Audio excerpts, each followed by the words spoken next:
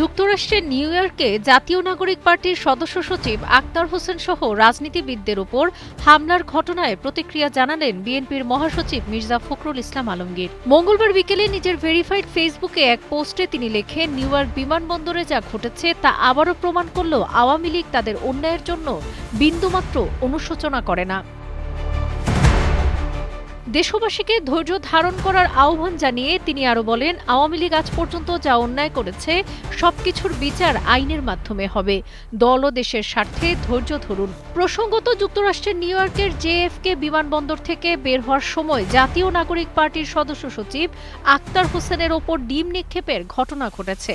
সেখানে অবস্থানরত আওয়ামী লীগের নেতাকর্মীরা ডিম নিক্ষেপ করেছে বলে জানিয়েছেন সেখানে থাকা প্রত্যক্ষদর্শী কয়েকজন ব্যক্তি। এ ঘটনায় রাজনৈতিক অঙ্গনে উত্তাপ সৃষ্টি করেছে।